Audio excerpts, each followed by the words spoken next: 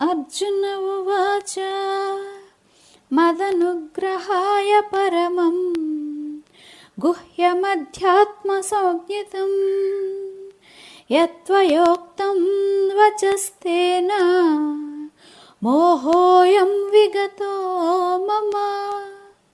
అర్జునుడు శ్రీకృష్ణునితో చెప్పెను, దయాసాగరుడవగు ఓ దేవా, శబ్దముల ద్వారా చెప్పవీలు కాని విషయమును మీరు శబ్దముల వలన తెలియనటుల చెప్పితిరి.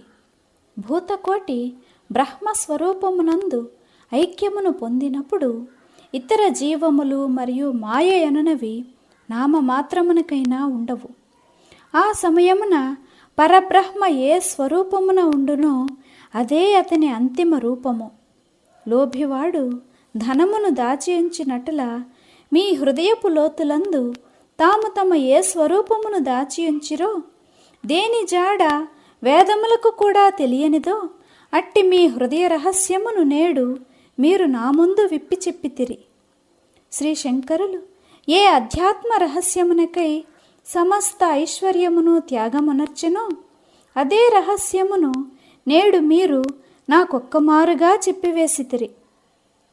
కానీ మహామాయ ఎనడి అపార సాగరమున తల వరకు నేను మునిగియుండుటను చూచి, ఓ శ్రీకృష్ణ, మీరు స్వయముగా దూకి నన్ను దాని నుంచి బయటకు తీసితిరి. నాకిప్పుడు ఈ విశ్వమున మీరు తప్ప మరేదియూ లేదు. కానీ నా దురదృష్టవశమున నేనిప్పటి వరకు మీకు భిన్నుడనే అనడి భావముతోనే ఉన్నాను.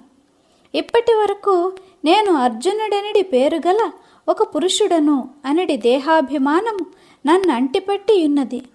ఈ కౌరవులను నేనిప్పటి వరకు నా స్వజనులు అని చెప్పుచుంటిని. అంతేకాదు, నేను వీరిని చంపుదును, ఇందువలన నేను పాపమున పడిపోదును అనడి దుస్వప్నములను కూడా చూచుచుంటిని. ఇంతలో నన్ను మీరు మేల్కొల్పితిరి. ఓ లక్ష్మీనాథ, ఇప్పటి వరకు నేను నిజమగు పట్టణమును విడిచి అసత్యమగు గంధర్వ నగరమున విహరించుచుంటిని. నీరనడి భ్రమతో మృగజలమును త్రావుచుంటిని. గుడ్డతో చేసిన పాము వాస్తవమునకు అసత్యమైనది, కృత్రిమమైనది అయి ఉన్నది. కానీ నాకు నిజమగు పామే నన్ను కరచినదనడి కల్పిత భ్రాంతి కలిగినది. దీనివలన నిజమగు విషలక్షణములు గోచరించుచుండెను. జీవుడు వ్యర్థముగా మరణించుచుండెను. కానీ దాని నుండి రక్షించు భారము మీదే. ఎటులనినా ఒక సింహము నూతిలో తన నీడను చూచి తన ప్రతిస్పర్ధియగు మరొక సింహముగా భ్రమించి దానిని చంపు తలంపుతో నూతియందు దుమకబోవుచుండగా ఎవరో వచ్చి దానిని పట్టుకొని ఆపి దానిని ఆ ప్రమాదము నుండి రక్షించినట. సరిగా ఇదే విధమున నేడు మీరు నన్ను రక్షించితిరి. కాకున్నచో ఓ దేవా, సప్త సముద్రములు ఏకమైనప్పటికిన్నీ, ఈ జగత్తంతయు ప్రళయ జలమున మునిగిపోయినప్పటికిన్నీ, పైనుంచి ఆకాశము విరిగి పడినప్పటికిన్నీ నేను నా ఈ కుటుంబీకులతో ఎన్నడూనూ యుద్ధము చెయ్యను అని నేడు నిర్ణయము చేసుకుంటిని. ఇట్టి అహంకార ఆధిక్యము వలన నేను ఆగ్రహమనడి హ్రదమున మునిగిపోయి ఉంటిని. ఇట్టి స్థితిలో మీ వంటి చెలికాడు నా వద్ద లేకున్నచో నన్నెవరు కాపాడి బయటకు తీయగలరు? లేని దానిని ఉన్నదిగా నేను దృఢముగా నమ్ముచుంటిని. దానికి నేను గోత్రమనడి పేరు పెట్టి తిని. నాపై ఇట్టి విచిత్రమగు భ్రమోన్మాదము ఆవేశించెను. కానీ మీరే నన్ను కాపాడితిరి. ఒకమారు మీరు నన్ను మండుచున్న లక్క ఇంటి నుంచి సుఖముగా బయటకు తీసిరి.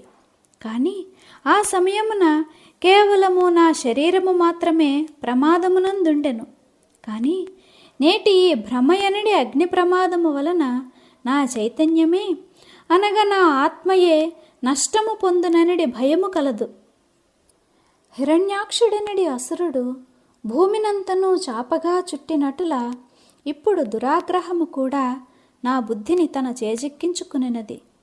ఇందుచే నాలో కలిగిన ఉపద్రవము వలన నాలో మోహసముద్రపు అలలు లేవసాగెను. ఇట్టి కష్ట సమయమున మీ సామర్థ్యము వలన మాత్రమే నా బుద్ధి తిరిగి వశములోనికి వచ్చినది. ఇందుచే మీరు రెండవ మారు తిరిగి వరాహావతారం ఎత్తవలసి వచ్చినదని చెప్పనగును. మీరు నా పంచప్రాణములను తిరిగి నా కొసంగితురనటలో ఏ మాత్రము సంశయము లేదు. ఓ మహారాజా, తామునర్చిన ఇంత గొప్పదగు పుణ్యకార్యము ఎన్నడైనా వ్యర్థమగునా? ఓ దేవా, మీరు నా మాయను సమూలముగా తొలగించితిరి. అందుచే మీకు అత్యుత్తమముగు కీర్తి లభించినది. ఓ మహారాజా, ఆనంద సరోవరమున వికసించిన కమలముల వలె గల మీ నేత్రములు ఎవనిపై అనుగ్రహించునో అతనిని గురించి అతనికి మోహముతో పాటు యోగము కూడా కలుగును. అతనిని ఎన్నడైనా మోహము కబళించవచ్చును అని భావించుట కేవలము వెర్రితనమే. బడబాగ్ని ముందు మృగజలమేపాటిది. నేనిప్పుడు మీ కృపా ప్రసాదమనడి ప్రత్యక్ష గర్భగృహమున ప్రవేశించి సంతోషముతో బ్రహ్మరసాస్వాదనమునర్చుచున్నాను. దీనిచే నా మోహము తొలగినదనటలో ఆశ్చర్యమేమి కలదు? ఓ దేవా, నేడు మీ పాదస్పర్శచే నేను నిజముగా ఉద్ధరింపబడితిని.